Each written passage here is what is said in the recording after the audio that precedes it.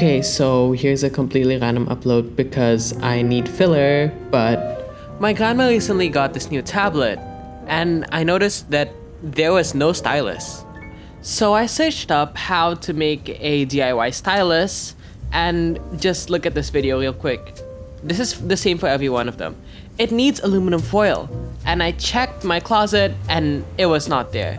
So this led to a few questions. So what I found out is that there are two types of touchscreens, resistive and capacitive.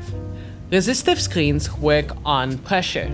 They are made from two grid lines running perpendicularly and separated by a tiny air gap.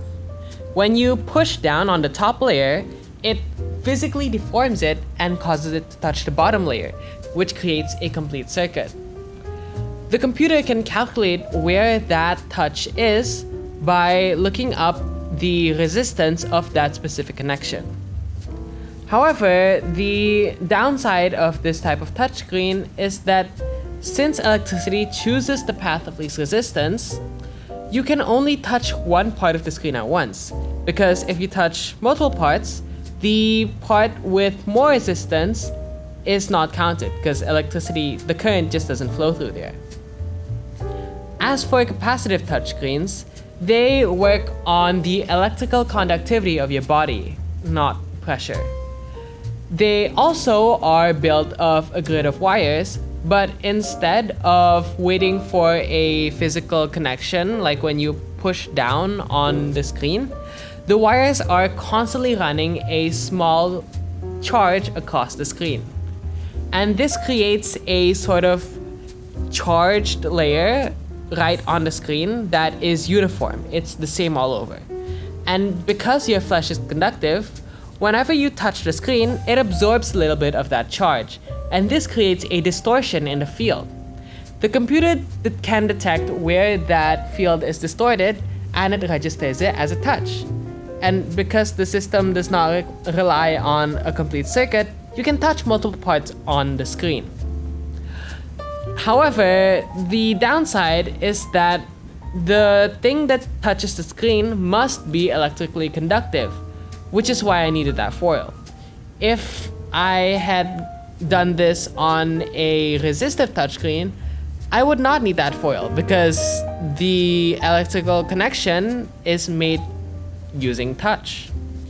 Now, with that knowledge in mind, I tried to do my best to make the stylus, and I think this is a video of me doing it.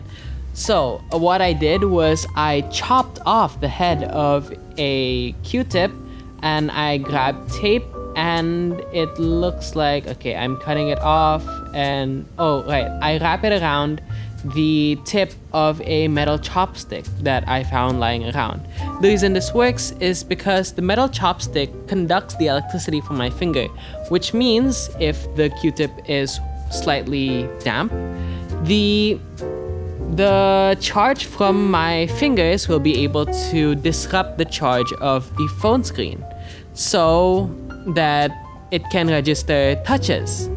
Well, either I do this or I find aluminum foil, which I'm too lazy to do. So yeah, there's how you make your stylus. Oh, and before I forget, to actually use the stylus, you're going to want the head to be slightly damp. So dip it in a bit of water, then just rub it off on like a nearby cloth or something, because the cotton bud itself can't conduct electricity, so you need the water to conduct it for the cotton. Okay, have fun!